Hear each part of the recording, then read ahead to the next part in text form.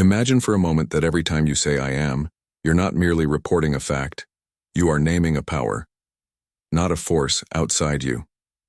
Not a distant deity you must petition, but the very living awareness inside you that says I exist. That small, undeniable feeling, I am, is the creative engine of everything you call reality. We grew up taught that God is somewhere out there, a great being above, beyond, watching. But what if the Bible was pointing to something closer and to you? When the scripture speaks of the Son of Man, it isn't always pointing to someone separate. It is often pointing to the eye of man, the self-aware eye that experiences being. When Jesus asked, "Who do you say that I am?" and Peter answered, "You are the Christ, the Son of the living God," the teaching was not just about a man named Jesus. It was an invitation to see your own I am as the living center, a spark of divine consciousness. Hear this carefully. The conscious I within you is not a tiny, powerless thing. It is the power and the wisdom of God in miniature. Your awareness, your imagination, is the instrument through which reality is shaped. When you say I am tired, you give form to tiredness. When you say I am healthy, you issue a different blueprint. The words following I am are not polite descriptions. They are decrees. You might object. Impossible. How could this worn human body, bound by time and decay, contain such vastness? The answer is found in a paradox across scripture and mystic vision. We are pre-existent. No one ascends into the true life who has not first descended into form.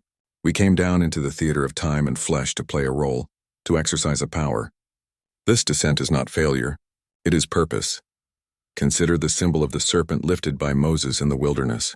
It is a foreshadow, a way to show that the inner life must be lifted within us. Ascension is not escaping the body so much as awakening the dormant life that always was and always will be. It is rising from the base of limitation to the crown of awareness, and doing so while remaining you, face, voice, and hands intact, but transformed by a clarity and power that are infinite in their source. If that feels mythic, test it practically. Notice how certain statements change your inner landscape. Say quietly, I am anxious. Feel the body respond. Say instead, I am centered. Notice the subtle shift. These are small experiments, but they reveal a principle. Language is consciousness. The sentences you live inside become your architecture.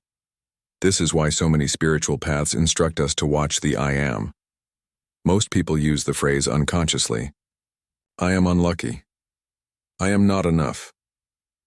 These assumptions are the bricks with which you build your life. Conversely, the deliberate use of I am calm, I am whole, I am creative, is the conscious laying of foundations toward a different life. Some worry this sounds arrogant. You mean I am God? It's not a claim of ego supremacy. It's the recognition that the same creative principle called God in Scripture is present in our self-awareness. When the teacher said, I and my Father are one, he pointed to the union of human self-consciousness with divine creative power. That union is accessible here and now in the quiet conviction of being. You may ask, if this inner I is divine, why wear a body that ages and fades? The descent has a reason. Experience, the friction and texture of living, is the workshop where consciousness refines itself. The body is the garment worn for a season, so the spark may play, learn, and then carry its experience back into the greater life it came from. The fall is not a mistake but a chosen drama. We enter limitation to discover the power to overcome it. How do you work with this? Start with attention. Notice the words you attach to I am. Catch the automatic phrases. Replace them deliberately. Practice living sentences that describe the end you prefer, not the problem you fear. This is not pretending. It is re-anchoring your consciousness in a new pattern so the world will follow. There is also an inner anatomy to this lifting. Imagine a bright line of attention moving up your spine, not as mystic fantasy but as a felt movement of focus. As attention ascends, it brings more of your being into clarity. You feel less lost in habitual reactions and more present to creative choice. In that sense, ascension is simply a fuller alignment with who you are. And remember, this work is not done only in solitude. It shows first in inner changes, then in outer consequence.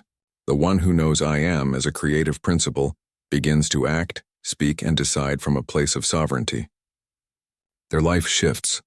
Not always in dramatic miracles, sometimes in small openings, right people, right doors. The world reflects the center. Now a caution. This is not a license to ignore consequences or live irresponsibly. The I am is not a magic incantation that erases cause and effect. It is a statement of identity that organizes experience. When you pronounce I am loving, you are not excusing neglect.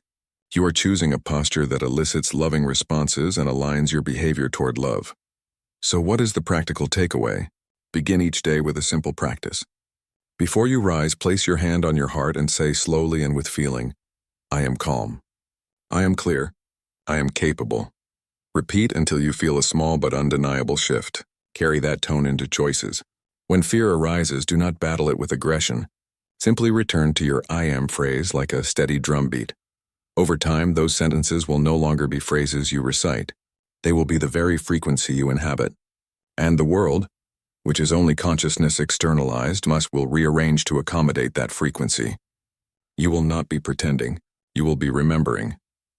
In the end, this is what the ancients meant by saying we are made in God's image. Not that we are reduced to human vanity, but that we are microcosms of a creative consciousness. When you awake to that, the ordinary becomes sacred. Every I am becomes a threshold. So today, watch the doorway of your speech. Guard the sacred phrase that opens worlds. Use it not flippantly, but with reverence and intelligence. You are not a little thing moving through time to vanish and be forgotten.